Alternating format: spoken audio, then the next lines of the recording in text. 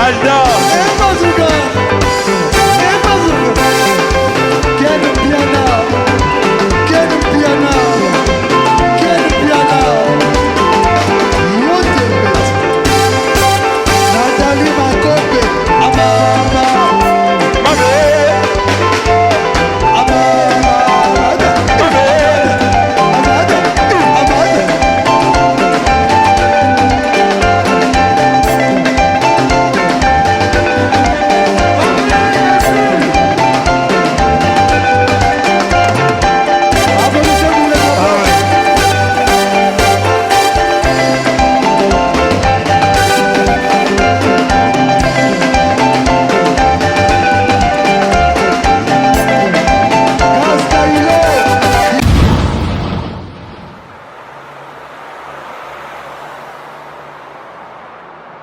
Pulsar 9.1 dans la maison comme jamais. Retrouvez-moi sur Fimbouna Film avec Ken Piana pour tous les événements. Si vous voulez un bon kata avec de bonnes images, contactez Fimbouna Film avec Ken Piana. Si vous voulez des bons matériels avec des bonnes images, contactez Fimbouna Film avec Ken Piana.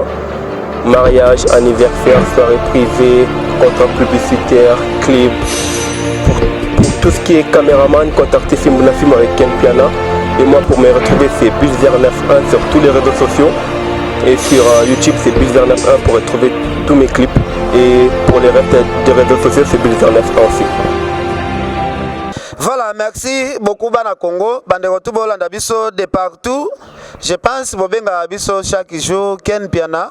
Banalise au salaire vraiment na fifisiwa et salaire biso toujours bien parce que bandeko tout ya poto bobenga nga bolobino Ken bomekana nous ko défendre lisolo oyo ya ndeko na biso ya mwasi ba propos na ya lobaki atenaki ya lobino yeso ki ba beti e pa banzo ya maison mère ye akokende na batula samba bako bando beta président Tina Chege ya suka. Alors tu as l'émission na fifisi wa parce que lelo soki batu ba bebisi musala ba finga biso to bebisi musala mais to komaka vraiment na ba point haute. To sola na fifisi wa mo ba actualité zebele Ibraton Piana félicitations abete un concert et le gars est vraiment très bien to sola pe si jango mais moi ba sujet ça toujours ebele. Bonjour fifisi wa. Bonjour à Pito, pas les canons Piana Makizembe. Bonjour, na monyo Kanguchi.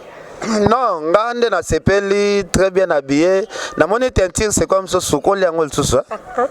Oui, parce que Nzamba pe sarakimia pia kesengo quand on est avec l'Éternel, Nzamba bon saragnos. En tout cas, je vais dire quelque chose, ne me retrouvez plus dans le bêtise. Josie a regagné ma vie, il m'a donné la paix, il m'a choisi, il m'a encore donné confiance. Alors pour na bande connexion nyonso au ba comprendre non te que lobby pe futur existe aka. Bon continuer quand croire na Nzamba sab no pe grâce. Voilà, Fefe wa toyambaki ba ex danseuse ya Koffi Olomide totunaki par rapport ya kao ya viol o bakosela Koffi na niveau ya France de bandeko na biso ba danseuse o tozwaki interview balobi bango nde ba viola Koffi atikala ko violer danseuse moko te na habité yo par rapport ya kao wana ukolobani. Ken Piana. Ce qui est vrai, si j'ai un tellement délicate, mais je dirais binga non tozala été. Au monde bande qu'on a vu sur la télévision, babi bangonde ba viola qui le Rambo, c'est qui ba mambaloa qui et puis ba bazala qui te place dans mon pays, tu habiter réellement qu'est-ce qui s'est passé. En tout cas, je veux dire que nous avons maîtrisé Kaonate, mais ceux qui effectivement ils ont la bonne côté, ils ont pendant leur moto. En tout cas, essayer un peu de réfléchir tant ils ont mais ceux qui ont qui bon, en tout cas, je pense pas que bah exception ne soit tombé banana bon parce que moto dia bolongo ne bilamba. Je ne pense pas au comme un niveau onurier. Ceux qui effectivement bino navire Rambo viola cabino. Je pense que façon ça la mambo ezaki kakabo que na je dirais na la police ou bien la justice. Mais so justice de jeux ali to yeba pe kolimbi parce que demain ils ont nzambe ils ont bisoté. Voilà, Fefe Siwa. Tout le monde a toujours un entourage à président Wera, na bande kwa bonge musique à maison mère, mais c'est comme si na matin avait mon binamo qui attends le bac est là mon kem quand que la ramte batine la interview ni interview mo bosé na manikote na matin Wera ba bo ki Fefe Siwa attends non Mais moi j'ai suivi que en tout cas ce qui est rare et cher.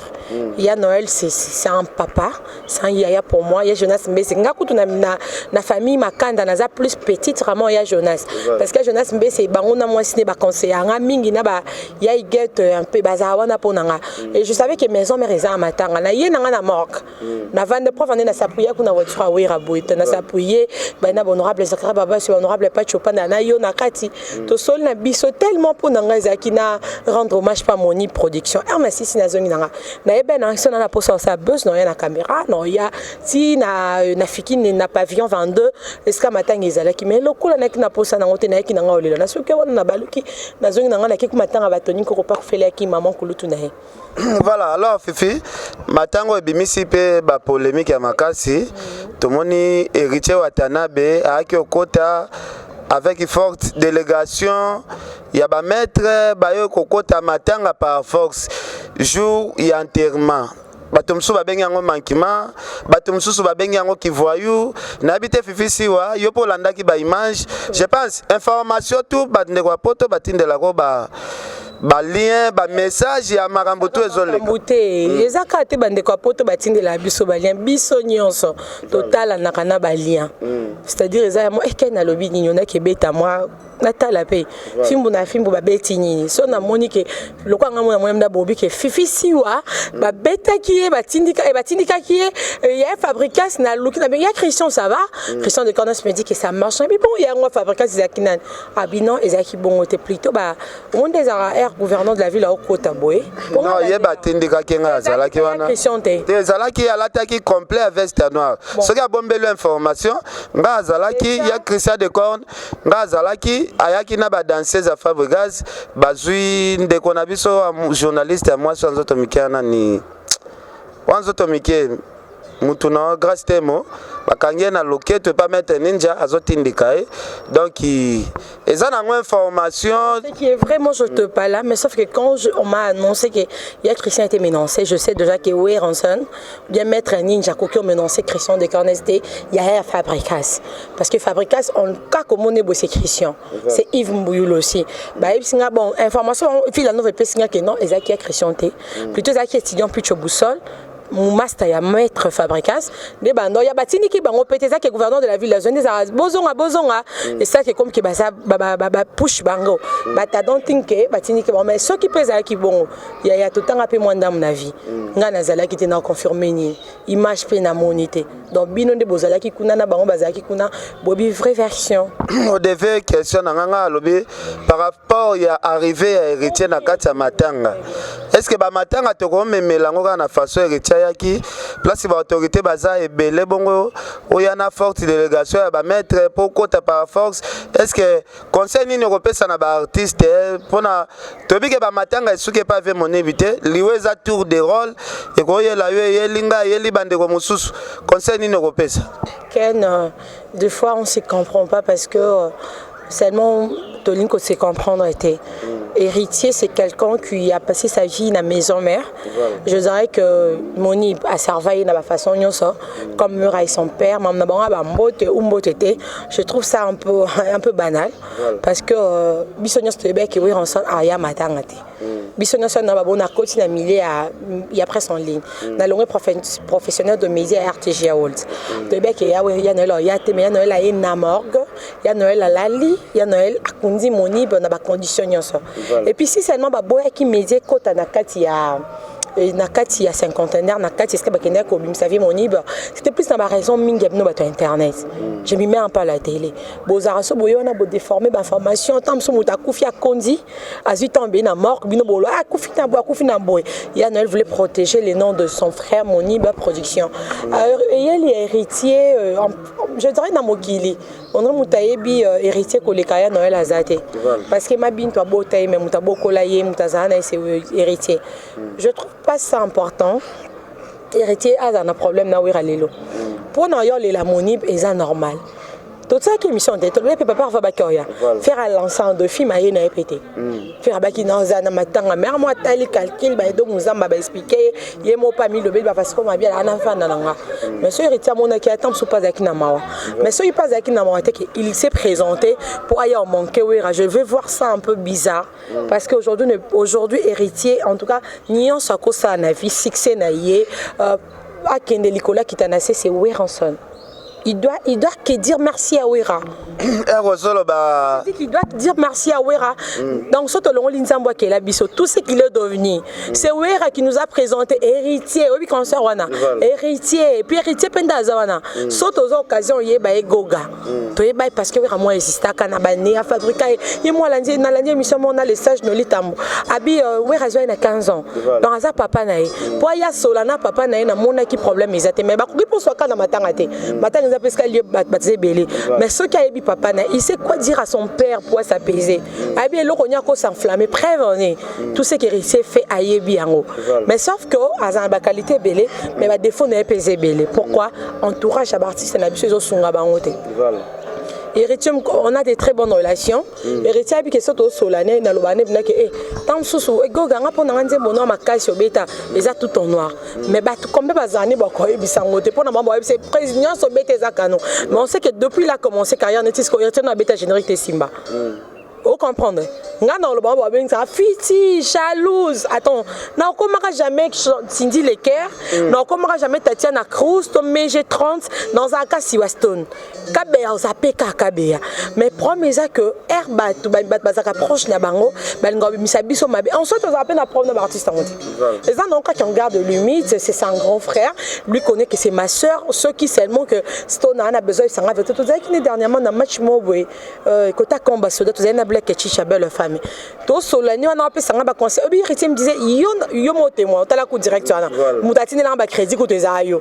Héritier me dit que yo ça a besoin de prendre. On apprend ma moutou, tu es très belle. Tu peux pas faire des erreurs comme ça. So lingi besoin, lingi ngano to ça la boye na boye. Oka to so langane to ebi. Et c'est un peu comme bimana monde zona. Et aujourd'hui parmi bateau ba idanga, je vais dire mon Dieu m'a aidé na bimana buzo ba Fabricas m'a aidé, beaucoup des artistes aussi ba idanga na ba conseil na ba. Je me retrouve, il m'a conseillé attends. Conseil les Kimbongoa, tu peux me donner $100 000 et ben demain tu te moques de moi. Et la personne qui t'a conseillé pour aligner boy. Nga la romation na va me d'avoir ken. Nga buzo ba na kokate. Tout le monde a barbine zimbi dans cette émission à rap à côté politique le loisir la poste n'est bien au service nimbo connaît. Pourquoi pas répéter lobby? C'est parce que les gens, il y a des gens qui ont travaillé sur moi. Il y a Landry Fouti à l'écran Bakala. Boutomo ici, Watika Bouzoba. Boutomo. Et aujourd'hui, je dirais, moi je sais que héritier connaît Ouera plus que nous. Ouera connaît son fils. Ouera n'a pas de problème dans tout ce qui s'est passé là. Sauf que son fils, il a besoin de parler à son père. En tout cas, il ne va même pas nous poser de questions. Il va le faire un bon testo. Et puis, ceux qui héritiers sur ma colonie, mi balé, à quel Luka Ouera, Ouera Boyangote. Tant Moussoto, c'est là-bas 10 ans de carrière. Après 10 ans de carrière, ok, Luka Ouera. C'est quelqu'un qui a une famille qui sera toujours open pour moi parce qu'il a un animé. Merci Fifi Siwa. Nabi Patrick Mayangi aux Hollandais biso. Patrick Mayangi aza bien. Merci banana Londres. Voilà Patrick Mayangi azana est bien. Moninga Carlos Kabasu, Richard Amelel international, boss de boss junior Mawete. Alors Fifi Siwa ndengo zolo ba héritier azali mwana ya Wera, Wera ndabi misaye. Aza obligé, Aza censé obligé à repasser à beaucoup de respect. Wera mérite de respect. Wera, les gens, les gens se moquent de Wera ensemble. Attends, a bêté la biso, Augustine Ngalou, façon d'anga yakozu, Anzambe, Tozalaka wapi biso bano. Yangona lingena si ça peut question nangati. Héritier wanaka kozoloba azana doit repesa Wera ba respect belé mais héritier ko reconnaître vrai papa c'était Jibem Piana o simbisa micro mutu ya liboso héritier o zoloba kaka à part maman na ye Wera nda bokola le héritier ndimi kolata kombo ya héritier Piana. Est-ce que Fifi si wa quelque part tu vas faire raison na makambo peut-être aux zoloba bagote mascotte sœur Pauline Lumumba Badel Joko Bagou danger ba sœur Nathalie Neymar venanga Jimmy Bella ou patron venanga Jimmy Bella ou vraiment patron. Est-ce que ça si tu vas faire raison na oyo zoloba Merci beaucoup parce que Mambolo bananga ya Chimi Bola ou surtout ça net Chimi Bola wa conseiller un peu moi trop boss junior m'a été. Moi je vais d'abord dire quelque chose. Aujourd'hui si moi je suis connu dans la vie, moi l'éternel, moi ma famille c'est grâce à la RTGA. Ken son nazara na RTGA ti bonga boy banga te ngana ye banda na TV na chaîne musulte. C'est là-bas qui m'ont appris à toucher le micro, ba si makaboye, ba lo bakaboye. C'est un travail de fond, on va continuer à en tilelo.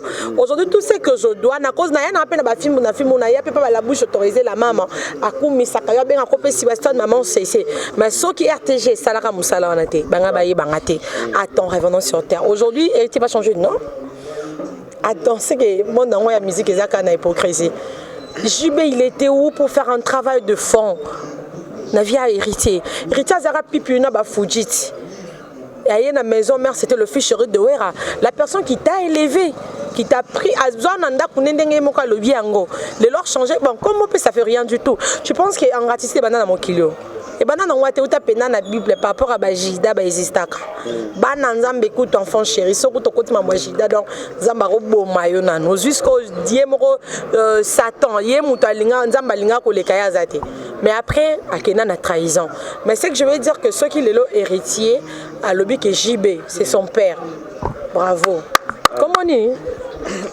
Héritier Pianat. Il y a Badaïda.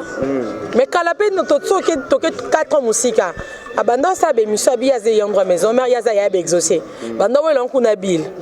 So le loi Biaza héritier comme on y a c'est qu'il y a raison, ça, là, on t'a la cahier. Non, ça, l'air de Navia, ça, la cam, maman, malam.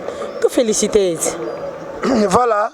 To féliciter mais fifi si wa to bo sanité actualité est obligé biso to zala toujours na carte ya actualité ndeko na biso Fally Ipupa otobima deuxième na Bet Award o esalemaki na États-Unis. Cérémonie ezalaki pendant 3 jours, ba artiste ya minene bazalaki éliminé. Tout le monde Fally ake final na ndeko na biso Davido. Mais ezana ba artiste et musicien oyo bazondima Davido na place ke ba appuyer ndeko na bango congolais. Na habité Fifisi wa ndenge ndeko no artiste et musicien Fally akenda ti final. Fifisi wa commentaire no gozane. Ken premièrement boss kizenga na lobandenge existera parce que on est quand même été à l'école pour être enseigné. Déjà na Bet Award première na deuxième ba existera té. Mutu azaka moko azaka gagnant. Fally azaki nominé. Biso banner de ce qu'on photo bêta tolo parce que les politiciens na biso si les 30 juin tout le monde cérémonie ba sel bisoté ba marche de santé dans sorte sur ça marche de santé to que mais la tembo na c'est le ba nga pe mikolo régime na mo pona et le colia donc est-ce qu'on Fally Ipupa azafra na biso congolais Fally Ipupa fait notre honneur aujourd'hui on peut parler de la RDC Congo na milieu musique na milieu peut-être il y a politique mais on parlera de la RDC Congo na niveau il y a musique ba congolais so bolingo bozo ina Fally juste pour Davido, est-ce que Davido en question est bibino? En soi, on doit dire que bango tout court, dès qu'on a nominé, c'est pas n'importe quoi, s'il vous plaît. Nominé déjà, Botanga, Babouba, Botanga, Bastar rebelle internationaux, Nasuka Nango. Batangi pe Kombo ya Fally Ipupa na biso. Félicitations à la RDC Congo. Papa, en fait, je sais pas quoi te dire aux âmes meilleures parce que Batangi Kombo na biso soki Batanga Kombo na ote. Tonga petoye banate na Congo. Quand on a parlé de Fally Ipupa Ntimba, RDC dans le coup moza na RDC mais sauf que na Bet Award première na deuxième bazala, t'es premier comme Tazala, premier Zaki Davido, Fally azala pe nominé Mbalebele. Déjà vous a nominé le roi ya côté de na place na troisième fois ya n'importe quoi, il nous a honoré ce monsieur là. On ne doit pas t'oublier. Elle a biso Olivier Wandom on a Teva Mindele. Ya la bino awaye mana ba arkeli rêve africain nyonso. Na musicien nyonso ya RDC Congo. La plupart des gens les rêves ba mana ba star wana. Lui il a fait ses travail de fond. Alors moi je dis félicitations. Toi au moins tu es nominé 3 fois Monsieur Ntimba. Combien de messieurs qui se disent ils sont meilleurs au baza sélectionné tamba la mon côté na musique ya poto bazo yeba bango te puis so bake ba tu t'es quand même engagé au bon, c'est la biso Congo na biso dans le monde de la musique. Aujourd'hui c'était toi, demain il y aura peut-être Fabricas, demain il y aura peut-être Virambo, demain il y aura beaucoup de gens mais tu as fait ta lignée, moi je te félicite. Voilà, merci. Fifi Siwa, en tout cas, bien parlé, mais Fifi Siwa, tozoko tapé na actualité au ezali lelo, teucho mona concert à Mounene et ucho betama, il y a Ibrator chante Jibem Piana, Ibrator chante Jibem Piana, donc et ucho le avec un partenaire idéologie, donc il n'a habité concert wana ezalaki vraiment réussite totale, tout le monde jiba ye ko honoré mwana na ye oyo honoré lelo. Fifi Siwa, commentaire nini okoki koloba par là? Je dirais Ibrator aza mwana Fabricas. Ibrator, merci Ken. Ibrator aza mwana Fabricas. Fabricas aza maître. Soki Fabricas exista te tonga te ba Ibrator te. Soki wera les alara te tonga to yeba pe Fabricas te. Je dirais félicitations à Ibrator Mbouzi, hein, comme les Ambouzi. Comme on est à solo en voilà. Dans le fils à maître, félicitations parce que papa na yo ya musique mokile quitté zonga. Azalaka papa na yo abete consort na showbuzz, c'était le 16 décembre et avec un succès belé. Mais papa nous abete qui musique il y a yena ba frère na Villanova. Mais aujourd'hui tu te décides à honorer camarade ya papa na yo. En fait camarade ya Coco na yo. Félicitations à toi mais sauf que Ken Piana, on dirait musique est un gras. Alors,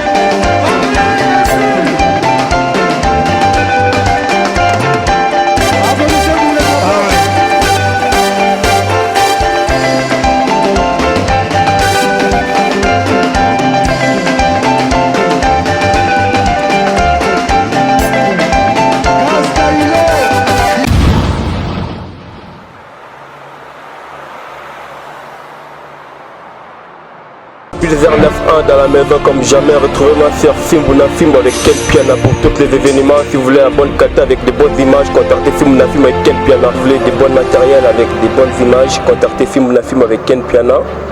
Mariage, anniversaire, soirée privée, contrat publicitaire, clip. Pour tout ce qui est caméraman, contactez Fimbuna Fimbo avec Ken Piana. Et moi pour me retrouver c'est Pulsar 9.1 sur tous les réseaux sociaux. Et sur YouTube c'est Pulsar 9.1 pour retrouver tous mes clips. Et pour les restes des réseaux sociaux c'est Pulsar 9.1 aussi.